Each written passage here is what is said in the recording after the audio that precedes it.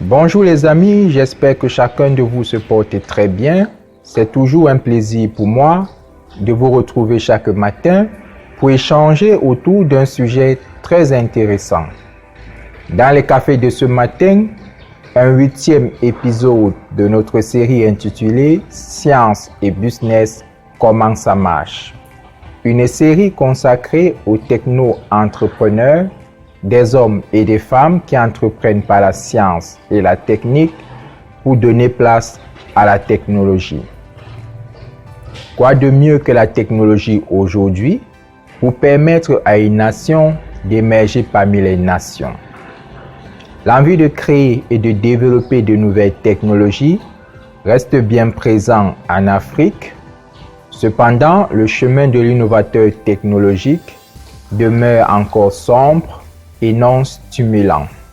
Cela n'empêche pas de continuer d'avancer.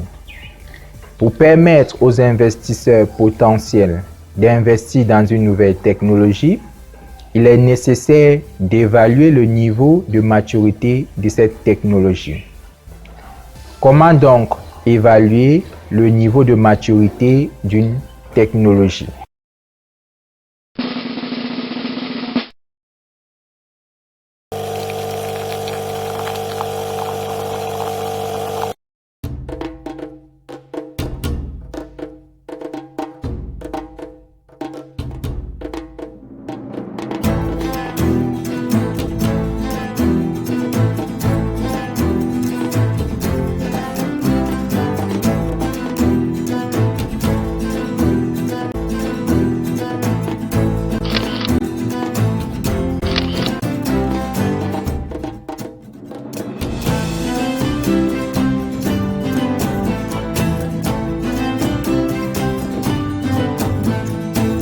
Pour évaluer le niveau de maturité d'une nouvelle technologie, on se sert généralement sur le plan international de l'échelle TRL qui signifie Technology Readiness Level, initialement conçue par la NASA pour les projets spatiaux.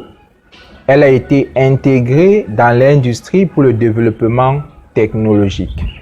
L'échelle TRL, graduée de 1 à 9, permet d'évaluer le niveau de maturité d'une technologie jusqu'à son intégration dans un système complet et son industrialisation. Les 9 niveaux de maturité de la technologie peuvent être regroupés en 3 phases, dont la première consiste au développement de la connaissance.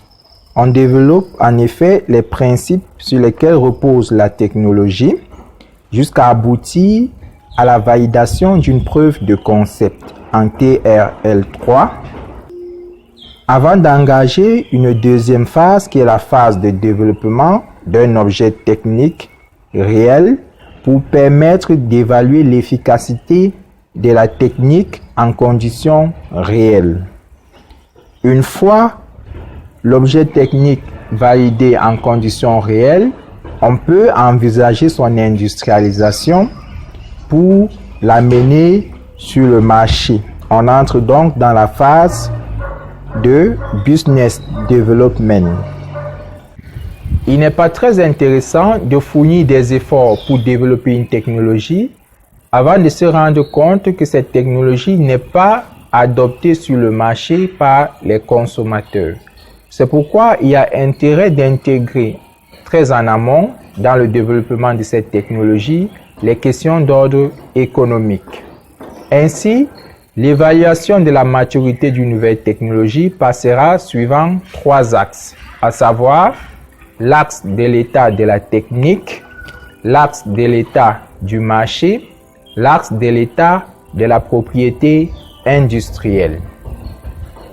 En évaluant la maturité technologique suivant l'état du marché, il est question d'investiguer les besoins du marché qui pourront correspondre à l'usage de la technique considérée, puis à évaluer le modèle d'affaires en ciblant les applications les plus rentables. Évaluer la maturité de la technologie suivant la propriété industrielle consiste à Rechercher la brevetabilité de cette nouvelle technologie.